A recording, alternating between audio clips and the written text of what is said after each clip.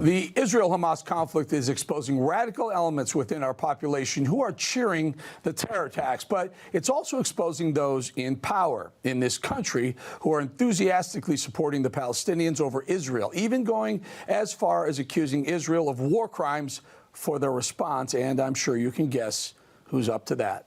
Watch.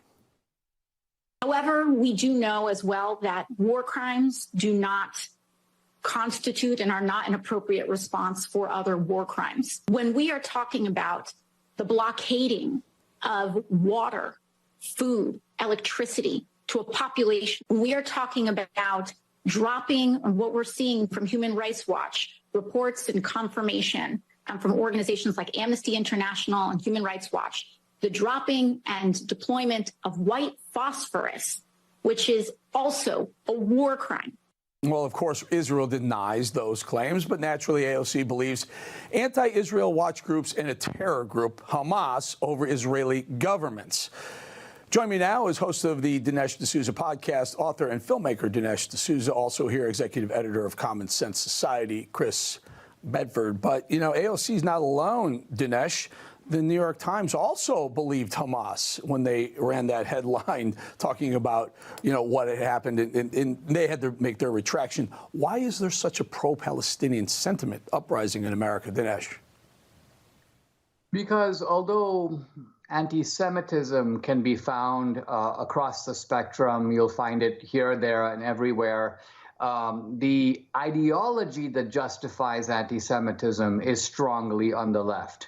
And also what the ideology does is it supplies a kind of cover for anti-Semitism. So you say, I'm not an anti-Semite, I'm like an anti-colonialist. I see Israel as an occupying power in the region. Because see, if your framework is that Israel is the unjust occupier and the Palestinians are the ones who are occupied, then you're going to put a heavier moral burden on Israel, which is exactly what's going on. Of course, historically, it's the exact opposite. This was the ancient land of the Jews, and Islam came along in the 7th century and colonized and occupied the place. Yeah, let's bring in Chris Bedford. You know, I don't know if you've seen this, but the IDF, the Israeli Defense Force, put out a video showing the sheer brutality and inhumanity of Hamas and how they just killed and just tracked down innocent young Israelis, shot them in the back. They fall. It's horrifying, horrendous. But AOC and the rest of the squad seem to be defending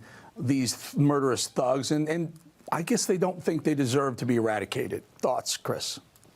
Well, it takes a certain willful ignorance to try to play into exactly what Dinesh was talking about, which was this narrative that seems to trump the facts in most cases around that we have in the United States these days. A political narrative takes hold. And for years past, because of the difference in military might, the press has really liked to treat this battle between Hamas and Israel as a David and Goliath fight, except reversing it and making it so that the Hamas is David as opposed to the Philistines.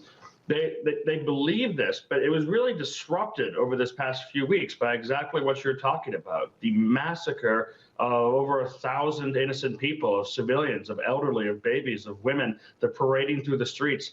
That sort of thing has made it so that the gut-wrench reaction to try and attack the Israelis as colonizers you see in college campuses, you see in newsrooms, has suddenly kind of run into a brick wall of facts. And the Free Press has been doing some interesting reporting on this.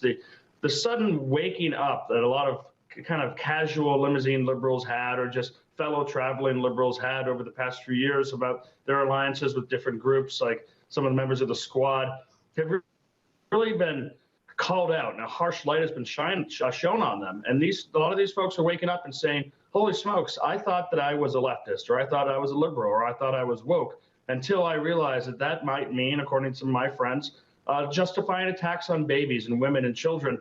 And now I think we're going to start to see a shift. We've seen hopefully the cresting of some of the more toxic aspects of the mainstream of this ideology. Very, very quickly, Dinesh, are we seeing the left that don't understand these types of things, just taking the other side of what conservatives, I believe most of the conservative people I've talked to and know, are pro-Israel and pro-eradicating Hamas? Did this knee-jerk reaction of just taking the other side of conservatism? They reflexively go to a certain way of thinking that they don't apply consistently. So the reflexive way of thinking here would be, the key word here is disproportionate. The idea is that Hamas came in and, let's say, killed a certain number of people. The Israelis cannot go out there and just kill 10 times that many. They've got to sort of be proportionate. Now, there's a kind of ancient wisdom behind this. I mean, if your tribe comes over to my tribe and kills 10 guys, I can come over and do the same, but I can't kill 10,000 guys in response. But see, here's the point. For Israel to be truly proportionate, to do the exact same thing, the Israelis would have to go into Gaza, find all these civilians, rape them, break their limbs, pull babies out of wombs and stab them. Obviously, they're not going to do that. So we're talking about two very different kinds of societies. Yeah. I got to leave it there, guys. Dinesh D'Souza, Chris Bedford, thank you very much for joining us. Thank you.